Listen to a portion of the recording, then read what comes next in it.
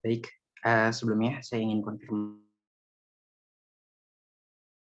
dulu, apakah suara saya terdengar? Halo? Terdengar. Baik, terima kasih. Langsung saja ya, kita mulai. Bismillahirrahmanirrahim. Assalamualaikum warahmatullahi wabarakatuh. Waalaikumsalam warahmatullahi wabarakatuh. Innal hamdalillah nahmaduhu wa nasta'inuhu wa nastaghfiruh wa na'udzu billahi min syururi anfusina wa min sayyiati a'malina. May yahdihillah fala mudilla lah wa may yudlil fala hadiya lah. Asyhadu an la ilaha illallah wahdahu la syarika lah wa asyhadu anna Muhammadan abduhu wa rasuluh.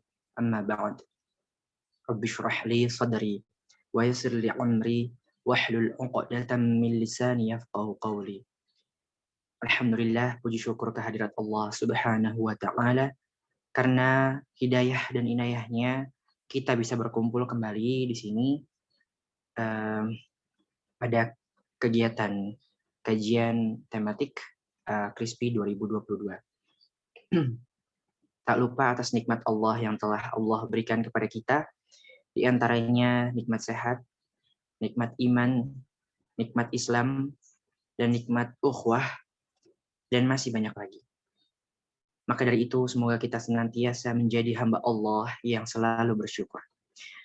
Salawat serta salam tak lupa kita limpahkan dan kita curahkan kepada junjungan kita, suri tauladan kita, yaitu Nabi Muhammad sallallahu alaihi wasallam, yang mana beliau sallallahu alaihi wasallam telah menuntun kita dari jalan yang penuh kegelapan ke jalan yang terang benderang.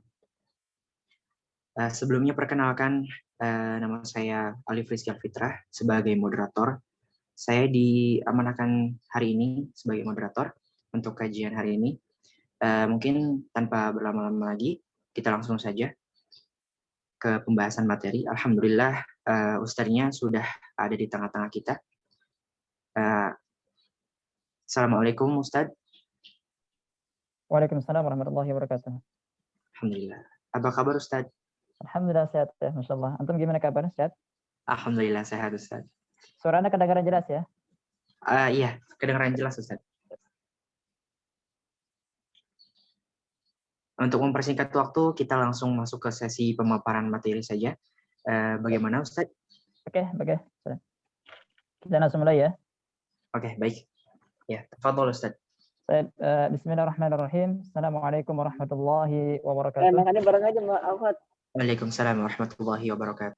Ahmad mau minta maaf. Alhamdulillahilladzi hadana li hadza wa ma kunna linahtadiya laula an hadana Allah.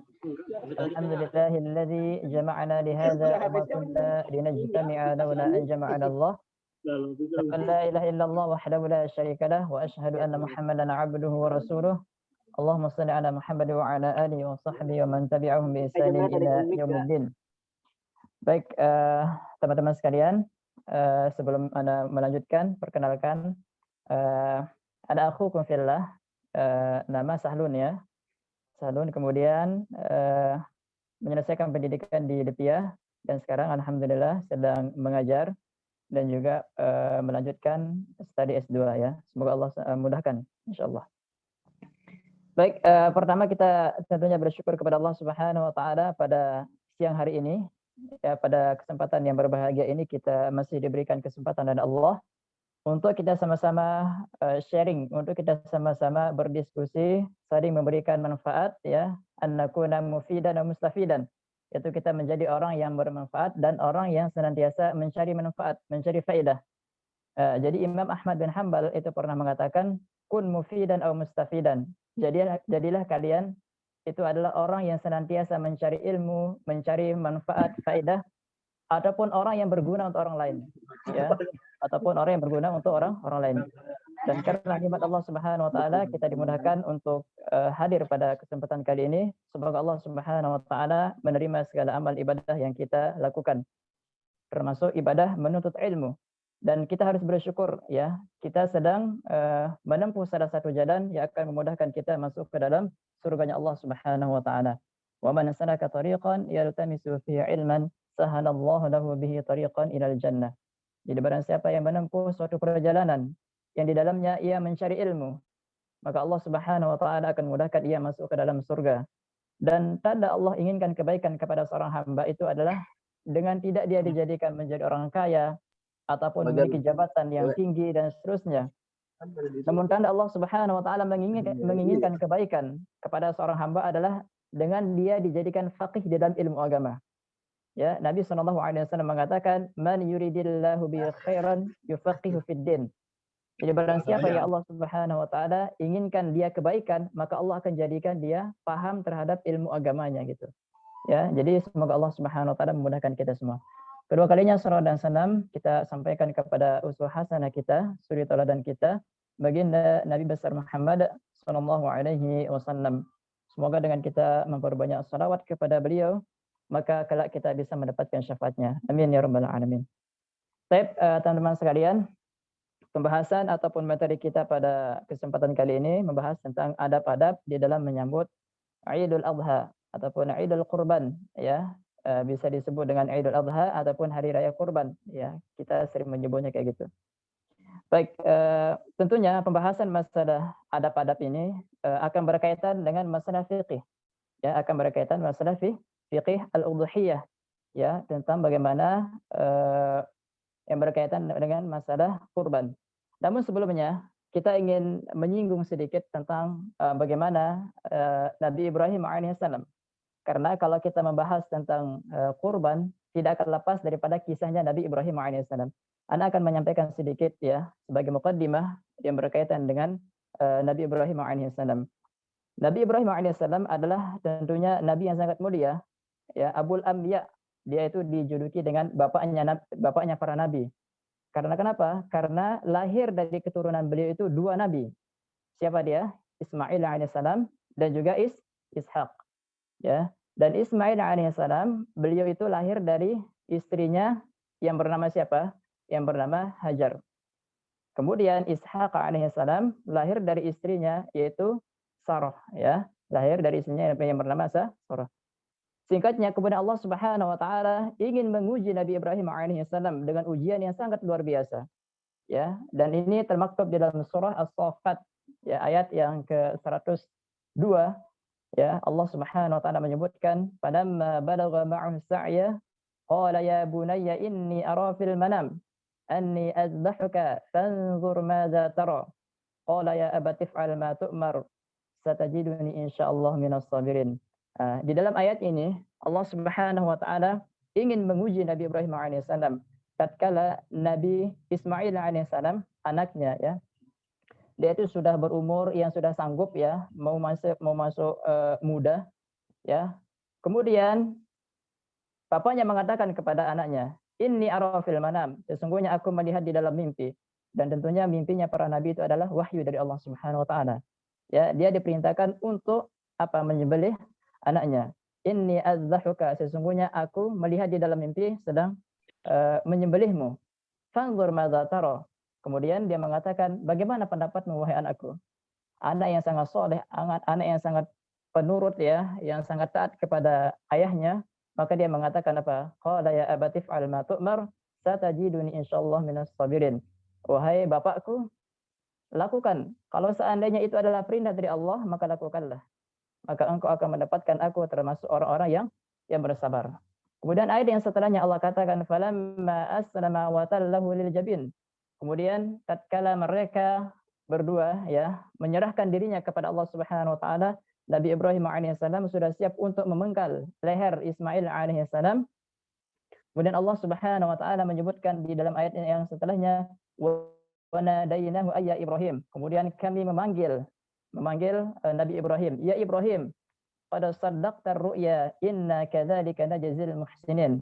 Sungguh engkau telah membenarkan mimpi yang telah engkau lihat di dalam mimpimu, inna kadzalika najzil muhsinin, dan sungguh kami akan memberikan balasan kepada orang-orang yang melakukan kebaikan.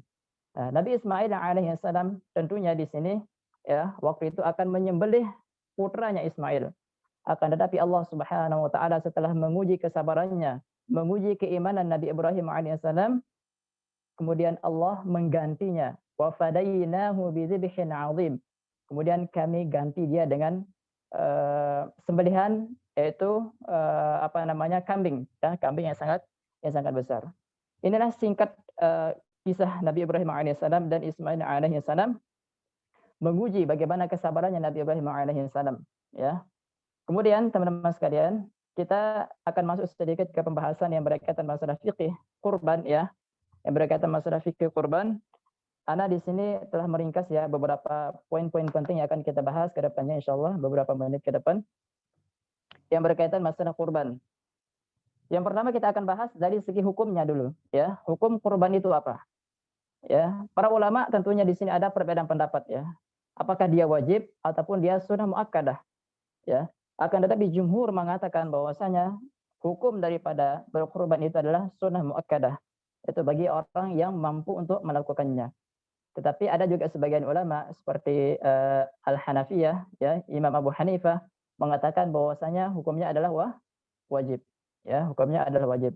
Dia berdalil dengan sabda Nabi SAW, "Man kana lahu sa'atun wa lam yudhi fala yaqribanna musallana."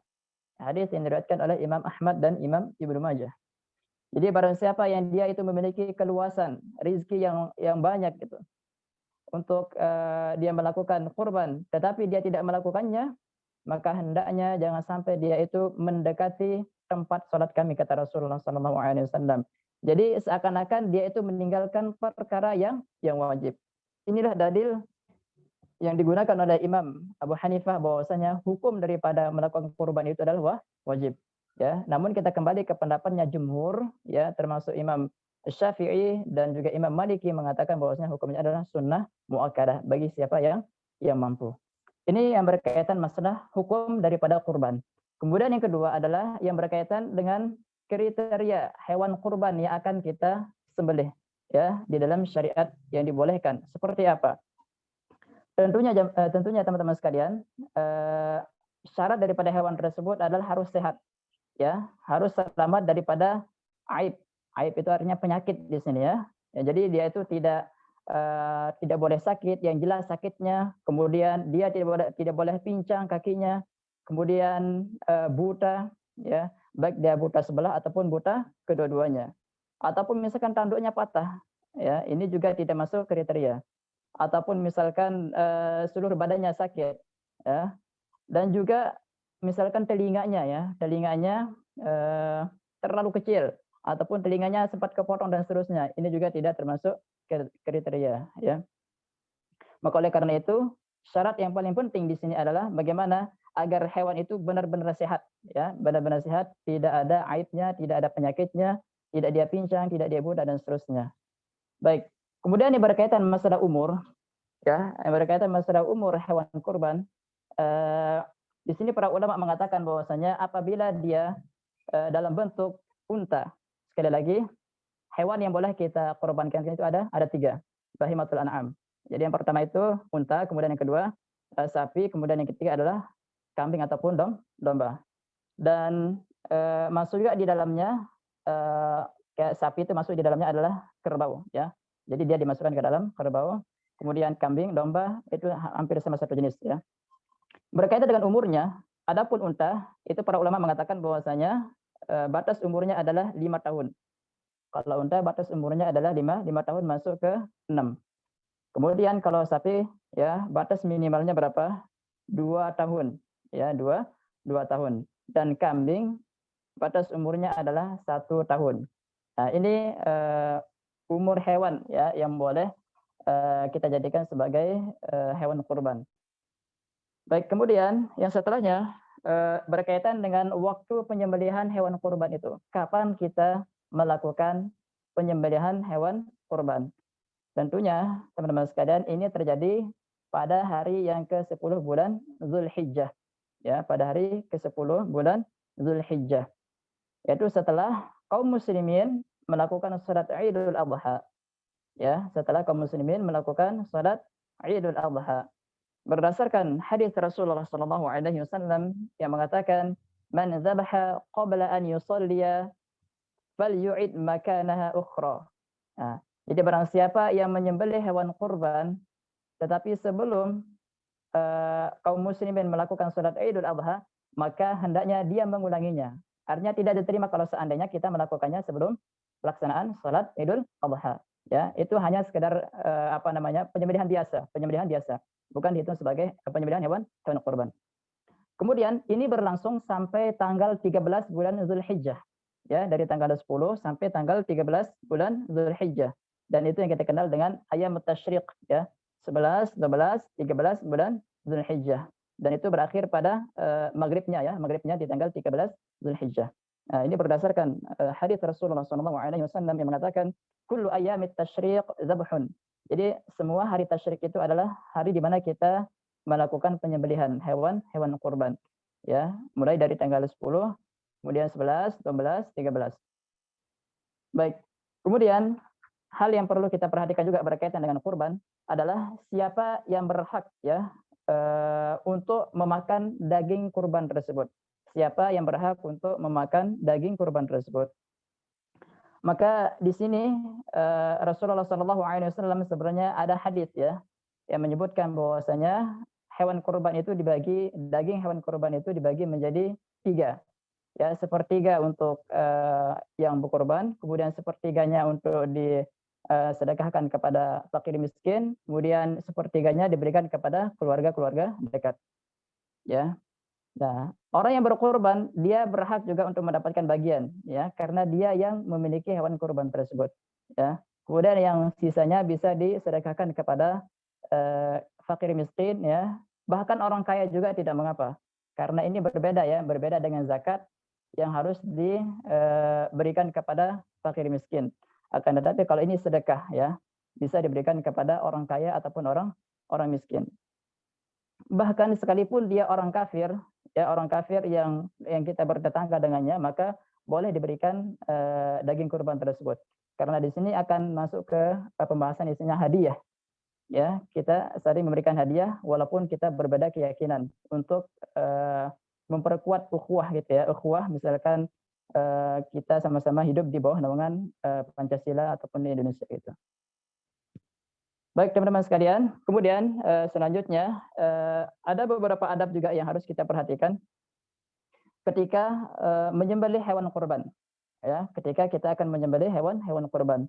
Kemudian orang yang berkurban, ya, yang paling dianjurkan, disunahkan adalah dia menyembelih dengan tangannya sendiri. Ini yang lebih utama, karena Rasulullah SAW mencontohkan seperti itu. Ya, akan tetapi kalau seandainya dia tidak bisa menyembelih dengan sendiri, ya, maka di sini boleh dia diwakilkan oleh orang lain, ya, siapa yang paling jago gitu ya untuk melakukan penyembelihan. Dan ada beberapa syarat orang yang menyembelih di sini. Ada beberapa syarat orang yang melakukan penyembelihan. Yang pertama tentunya adalah harus seorang muslim. Jangan sampai kita menyuruh orang kafir untuk melakukan penyembelihan. Ya, syarat yang pertama adalah harus orang muslim. Kemudian orang yang menyembelih tersebut ya harus diniatkan karena Allah Subhanahu wa taala. Ya. Sekali lagi ibadah itu kita peruntukkan hanya untuk Allah Subhanahu wa taala. Ya, sebagaimana yang disebutkan di dalam Al-Qur'an, "Qul inna salati wa nusuki wa mahyaya wa mamati lillahi rabbil alamin." Katakanlah wahai Muhammad, sesungguhnya salatku, kemudian ibadahku, kurbanku, ya, kemudian kehidupanku, kematianku hanya untuk Allah Subhanahu wa taala. Jadi barang siapa yang menyembelih hewan kurban bukan karena Allah Subhanahu wa taala, maka tentunya dia masuk ke dalam syirik, ya, melakukan kesyirikan kepada Allah Subhanahu wa taala. Jadi sekali lagi yang kedua di sini adalah menyembelih harus kita niatkan karena Allah Subhanahu wa taala. Baik, kemudian di antara syaratnya adalah membaca bismillah. Ya, membaca bismillah. Orang yang akan menyembelih, baik itu pemiliknya ataupun orang yang mewakilkan, dia harus membaca bismillah. Apakah boleh ditambah dengan Ar-Rahmanir Rahim? Ya, apakah boleh ditambah dengan Ar-Rahmanir Rahim? Di sini sebagian ulama Syafi'iyah membolehkan, tetapi yang lebih utama karena seperti inilah datangnya dari Rasulullah SAW, cukup kita mengatakan bismillah, ya, bismillah. Kemudian ada juga penambahan Bismillahi Allahu Akbar. Bismillahi Allahu Akbar. Nah, Allahu Akbarnya ini kata para ulama dia termasuk ke dalam sunnahnya ya. Artinya kalaupun kita tidak membaca Allahu Akbar maka sembelihan kita itu tetap sah. Baik. Kemudian syarat yang selanjutnya adalah hendaklah hewan yang kita sembelih itu putus dua uratnya. Ya, urat yang ada di di leher dalam urat pernafasannya dan juga urat jalan keluarnya makanan ya, masuknya makanan, afwan. Ya, jadi harus terpotong ya dua urat tersebut, urat pernapasan dan juga urat masuknya makanan ya. Itu perlu diperhatikan oleh orang yang menyembelih. Kalaupun seandainya misalkan kedua uratnya itu belum terputus ya hanya sekedar disembelih biasa gitu ya, nggak sampai putus, kemudian dia meninggal misalkan sapinya ataupun kambingnya, maka dia dianggap sebagai bangkai. Dia dianggap sebagai bangkai. Jadi syaratnya adalah harus dia terputus ya, kedua uratnya tadi, urat pernapasan dan juga urat yang darinya masuk makanan. Baik, kemudian di antara syarat orang yang menyembelih adalah tidak boleh menyembelih hewan dengan cara menyakiti, ya, dengan cara menyakitinya secara berlebihan, misalkan dipukul ataupun ditakut-takuti, bahkan misalkan ketika menyembelih hewan kurban di depan temannya gitu ya, karena itu bisa juga kayak menyakiti, mungkin dia nggak tega dan seterusnya. Hewan juga punya perasaan seperti itu. Ya, jadi kita lebih dianjurkan ketika menyembelih jauh daripada teman-temannya gitu ya. Kita menyembelih hewan, kemudian tanpa kita harus menyakitinya dulu, tetapi kita menggunakan senjata yang tajam, ya, pisau yang tajam. Itu berdasarkan hadis Rasulullah SAW, wal yuhidda, hendaknya kita menajamkan pisau yang kita gunakan untuk menyembelih hewan kurban tersebut. Baik, kemudian selanjutnya yang berkaitan dengan adab-adab yang harus kita perhatikan ya bagi orang yang berkurban. Misalkan ada salah satu di antara kita yang akan melakukan kurban, insyaallah, semoga Allah mudahkan ya. Semoga Allah mudahkan yang akan melakukan kurban misalkan di bulan Zulhijjah nanti, ada beberapa perkara yang harus diperhatikan oleh orang-orang yang akan melakukan kurban. Yang pertama, dari sejak awal bulan Zulhijjah ya, tanggal 1 bulan Zulhijjah, maka orang yang akan melakukan kurban dia tidak boleh melakukan beberapa hal ya. Yang pertama adalah dia tidak boleh memotong kukunya. Dia tidak boleh memotong kukunya ya.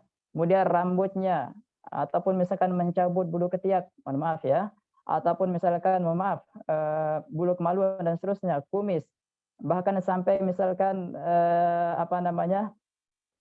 dia mencabut yang lainnya ya yang berkaitan dengan bulu-bulunya, maka itu tidak dibolehkan oleh Rasulullah SAW. Karena Rasulullah SAW itu menyebutkan dalam hadisnya, idza dakhala al-'ashru fa arada ahadukum an yudhi fala yamussa min sya'rihi wala min basharihi syai'an. Rasulullah SAW mengatakan, barang siapa di antara kalian yang akan melakukan penyembelihan hewan kurban, maka jangan sampai dia itu mencabut bulu ketiaknya ataupun mencukur rambutnya, memotong kukunya dan seterusnya. Ya. Kemudian mungkin timbul pertanyaan, bagaimana kalau seandainya kita melakukan larangan tersebut? Ya, apakah hewan kurban kita diterima atau seperti apa? Para ulama mengatakan di sini bahwasanya man fa'ala dzalika istaghfara lahu fala syai'a alaihi. Jadi kalau seandainya ada orang yang melakukan pelanggaran yang sudah kita sebutkan tadi, dia memotong kukunya, mencukur rambutnya dan seterusnya, maka tidak ada kewajiban untuknya misalkan membayar fidyah, membayar kafarat ya, didenda dan seterusnya, ataupun misalkan nggak akan diterima hewan kurbannya, dia cukup hanya istighfar kepada Allah Subhanahu wa taala ya. Dia bertobat kepada Allah Subhanahu wa taala karena dia telah melakukan larangan yang dilarang oleh syariat. Itu beberapa hal yang perlu diperhatikan oleh orang-orang yang akan melakukan penyembelihan hewan kurban. Baik, kemudian perlu juga kita perhatikan di sini teman-teman sekalian bahwasanya kurban ini bukan hanya dilakukan sekali dalam seumur hidup, ya. Ibadah kurban itu adalah ibadah tahunan. Jadi jangan kita berpikir misalkan tahun ini bapaknya yang berkorban, kemudian tahun selanjutnya istrinya, kemudian selanjutnya anaknya yang pertama, anaknya yang kedua, anaknya yang ketiga dan seterusnya. Tidak, ya.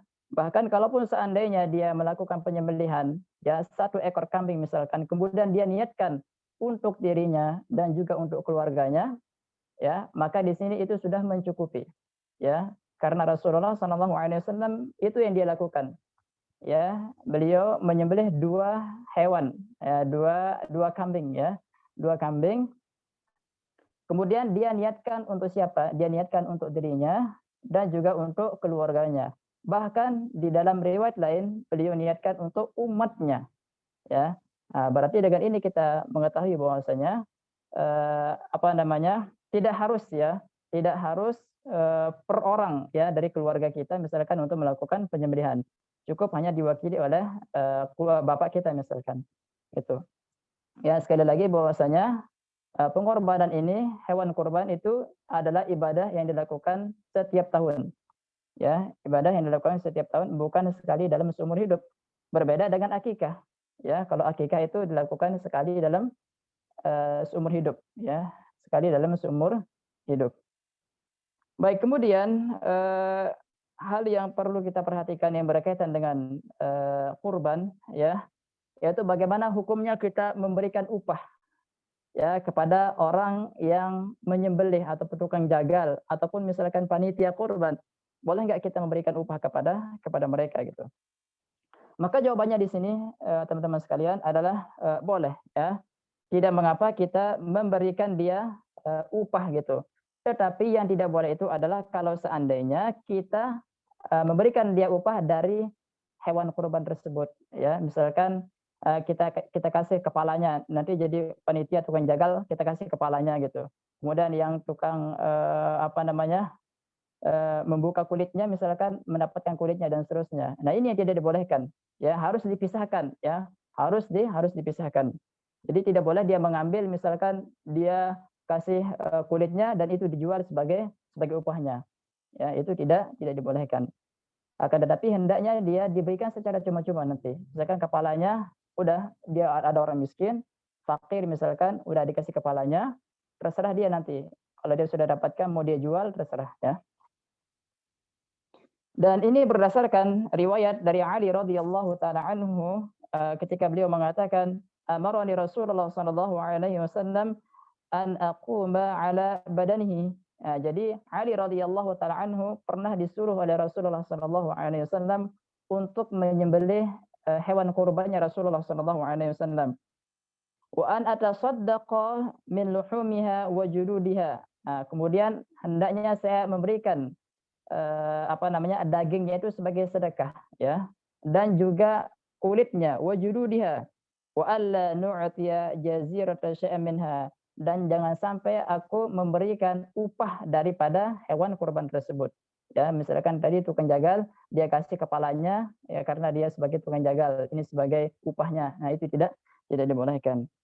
Qala wa nahnu nu'tihi min indana, akan tetapi upahnya itu kita berikan berbeda, ya, dari kantong kami katanya. Artinya dia tidak memberikan dari dari hewan kurban tersebut, tetapi dia kasih uang misalkan 100.000, 200.000 karena dia sebagai tukang jagalnya. Seperti itu, teman-teman. Kemudian terakhir mungkin pembahasan yang berkaitan masalah adab-adab berkurban ini. Bagaimana hukum kita membagikan daging kurban di luar hari tasyrik, ya, di luar hari tasyrik. Misalkan ada panitia yang diamanahkan untuk melakukan pengorbanan, ya, menyembelih hewan kurban, kemudian dia simpan misalkan, ya, dia simpan beberapa hari, tidak dia langsung berikan kepada fakir miskin ataupun orang yang membutuhkan, maka di sini tentunya tidak dibolehkan, ya, tidak dibolehkan kalau seandainya banyak orang yang membutuhkan, ya. Misalkan dia menyembelih di hari ke-10, ya, padahal banyak orang yang membutuhkan kemudian dia simpan misalkan. Nah, itu yang tidak dibolehkan, ya. Tetapi kalau seandainya dia simpan pada hari itu banyak daging ya, banyak daging, kemudian kalau seandainya dia bagikan akan mubazir, akan kebanyakan, maka dia simpan di kulkas dan dia berikan di luar hari tasyrik, misalkan 14, 15 dan seterusnya, maka di sini dia dibolehkan untuk menyimpannya ya. Nabi SAW mengatakan, kulu waddakhiru watasaddaqu, ya, makanlah kalian sebagian dari daging kurban kalian dan juga kalian simpan dan kalian sedekahkan ya, dan kalian sedekahkan. Tetapi kalau seandainya tadi sekali lagi ya, orang yang menyembelih ataupun sebagai panitia kurban ya, menyimpannya dengan tujuan, ada tujuannya, ada maslahatnya, maka itu dibolehkan. Tetapi kalau seandainya dia ulur ya, dia ulur misalkan padahal banyak orang yang membutuhkan, banyak orang fakir miskin ya, maka ini yang tidak dibolehkan. Oleh karena itu perlu sekiranya kita sebagai orang muslim ya yang akan melakukan penyembelihan hewan kurban memperhatikan beberapa adab-adab ataupun beberapa hal yang berkaitan dengan fiqih al-udhiyah ya. Semoga harapan kita ya, semoga Allah Subhanahu wa taala memudahkan kita ya, suatu saat nanti diberikan rezeki oleh Allah Subhanahu wa taala untuk kita bisa menunaikan salah satu ibadah yang sangat mulia ya, melaksanakan Idul Adha ataupun kita melaksanakan penyembelihan hewan kurban, karena keutamaannya sangat luar biasa ya, luar biasa sekali. Insyaallah semoga teman-teman di sini ada yang berkesempatan ya, mungkin di bulan ini ataupun di tahun yang akan datang. Mungkin Ana cukupkan dulu ya untuk materinya. Insyaallah mungkin kalau seandainya ada sesi tanya jawab, ada yang mau bertanya untuk lebih jelasnya, Ana persilakan. Syukran. Assalamualaikum warahmatullahi wabarakatuh. Waalaikumsalam warahmatullahi wabarakatuh. Alhamdulillah, terima kasih Ustaz atas pemaparan materinya yang luar biasa ini. Dan bagi teman-teman para peserta kajian, dipersilakan jika ingin bertanya langsung saja dinyalakan mikrofonnya, dan juga jangan lupa dinyalakan kameranya. Namun untuk peserta yang akhwat, lebih baik mengetik pertanyaannya, jangan lewat langsung. Dipersilakan bagi teman-teman yang ingin bertanya. Kang, boleh izin bertanya? Iya, silakan. Sebelumnya, Assalamualaikum warahmatullahi wabarakatuh. Warahmatullah. Perkenalkan, nama saya Yusuf Al-Fasa. Sebelumnya, mohon maaf Ustaz ya, izin bertanya gitu. Kan dalam kurban itu, berkurban dan akikah itu kan dibedakan. Akan tetapi, dari pihak keluarga itu ingin berkurban, tetapi akikah pun dilaksanakan. Itu bagaimana Ustaz? Apakah menambahkan hewannya atau satu hewan itu hanya untuk dia? Mungkin itu pertanyaan dari saya. Assalamualaikum warahmatullahi wabarakatuh. Waalaikumsalam warahmatullahi wabarakatuh. Baik, Anda langsung jawab ya. Terima kasih atas pertanyaannya. Berkaitan masalah kurban dan akikah ya.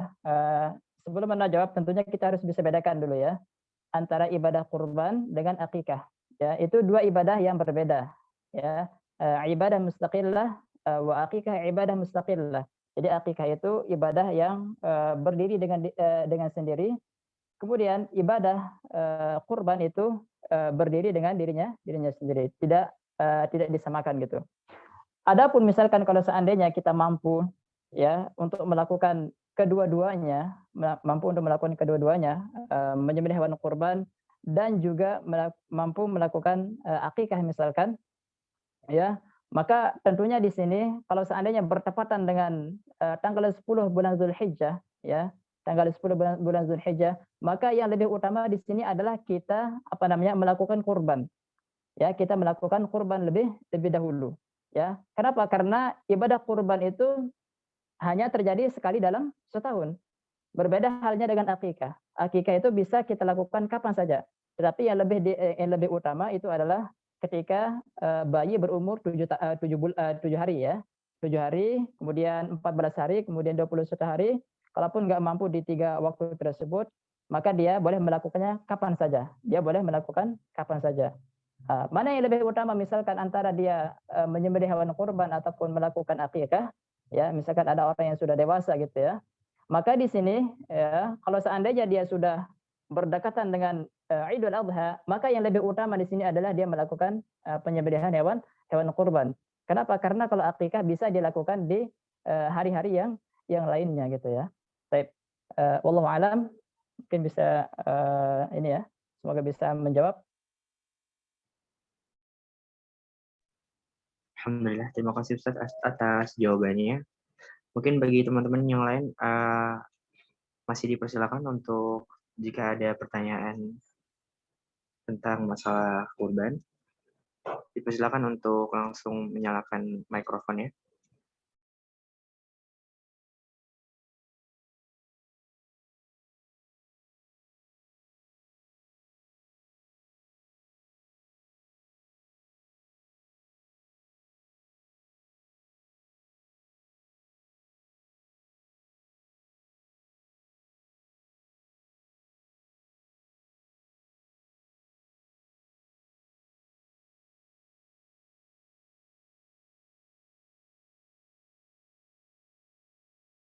Iya, silakan Kang Burhanuddin.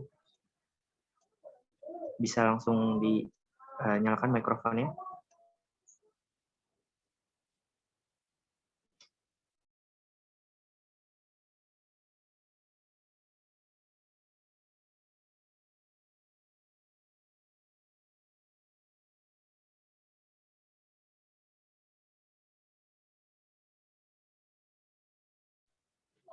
Oh ya, baik.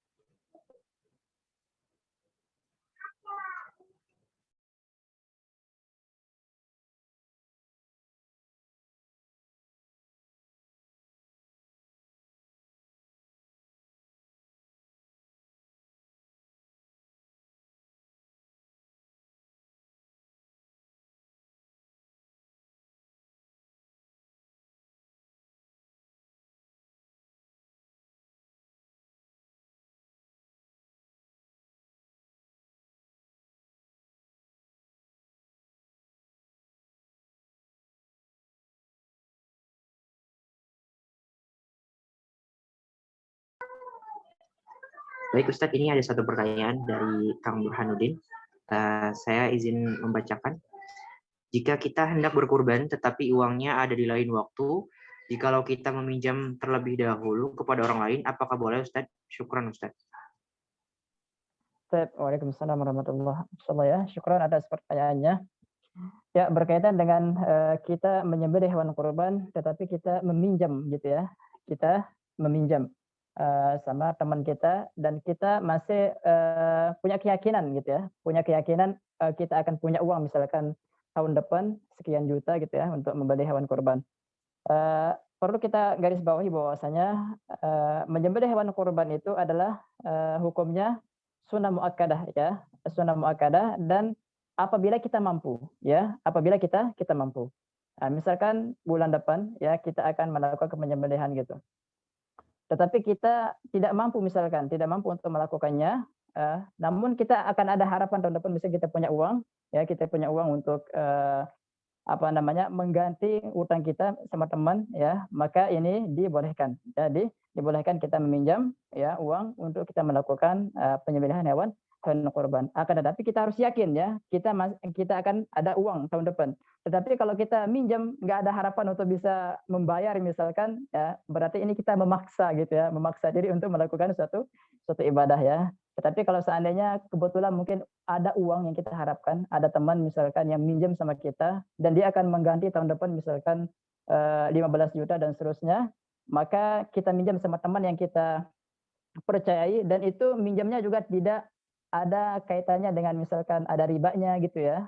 Kalau kita ada lebihnya nanti dikembalikan dan seterusnya, maka itu dibolehkan ya, dikasih minjam secara cuma-cuma sama teman kita gitu, dibantu, itu dibolehkan ya. Yang nggak dibolehkan kalau seandainya kita minjam ke bank misalkan, bank konvensional untuk melakukan penyembelihan ya, ini yang tidak dibolehkan.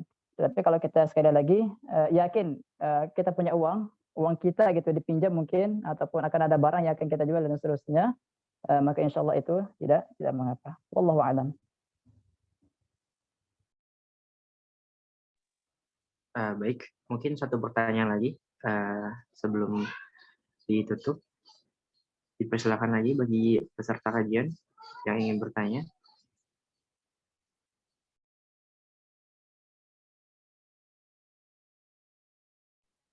Ya, dipersilakan. Fitrah Nurizki. Ini nggak tahu nih siapa ya.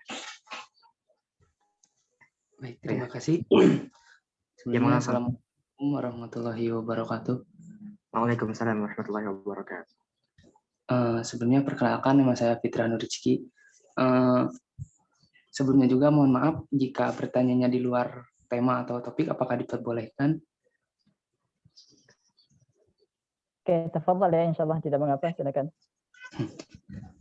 Ini sih, Ustaz, mohon maaf izin bertanya. Setelah saya tadi mendengar larangan untuk yang akan menyembelih itu tidak boleh memotong rambut, memotong kuku, dan lain sebagainya. Nah, saya juga pernah mendengar jika ada seorang maupun itu laki-laki atau perempuan, jika dalam keadaan junub atau dalam hadas besar, itu juga tidak boleh memotong rambut, kuku, atau lainnya juga. Apakah itu benar atau tidak? Terima kasih. Baik, Masya Allah, barakallah fiik ya. Ya, tadi berkaitan dengan pertanyaannya ya, kalau seandainya orang yang haid misalkan ya, ataupun orang yang junub, maka dia tidak boleh untuk memotong kukunya, memotong rambutnya dan seterusnya ya. Wallahu a'lam sih ya. Ana belum menemukan dalil ataupun hadis misalkan yang melarang akan hal tersebut ya. Yang Ana tahu yang berkaitan masalah orang yang akan melakukan penyembelihan ada beberapa larangan ya.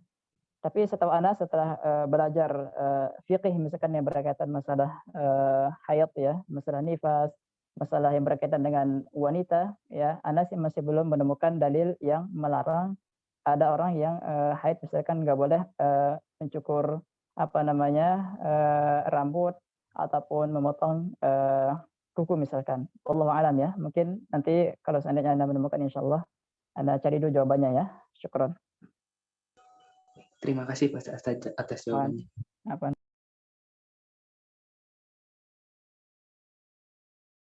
Baik, mungkin sudah selesai Ustaz ya. Apa mau ada satu lagi yang nanya mungkin? Atau kita cukupkan saja Ustaz? Oke, tidak mengapa. Kalau seandainya nggak ada pertanyaan, kita cukupkan ya. Baik. Alhamdulillah, karena keterbatasan waktu juga, terima kasih Ustadz atas waktunya. Alhamdulillah untuk materi ini, untuk materi hari ini sangat bermanfaat sekali. Mungkin langsung kita tutup saja ya. Sebelumnya juga terima kasih untuk peserta yang sudah menyempatkan waktunya. Terima kasih juga Ustadz yang sudah berkenan untuk hadir pada kegiatan LDK kami. Terima kasih sebanyak-banyaknya. Untuk penutup kajian kali ini, mari kita membaca doa kafaratul majlis bersama-sama. Subhanakallahumma wa bihamdika asyhadu an la ilaha illa anta astaghfiruka wa atubu ilaik. Sebelum ditutup juga ada promosi sedikit. Bagi Akang Teteh yang ingin membeli kuota internet, token, top up OVO, GoPay, ShopeePay, dan lain-lain bisa langsung cek dan DM Instagram @cepreneur. Jangan lupa di follow juga ya, terima kasih. Dan juga sebelumnya jangan lupa bagi Akang Teteh untuk mengisi link absensi kajian hari ini. Terima kasih. Saya Alif Rizky Alfitra sebagai moderator. Kurang lebihnya mohon maaf. Wassalamualaikum warahmatullahi wabarakatuh. Terima kasih Ustadz. Jazakallahu khair. Wa iyyak. Alhamdulillah.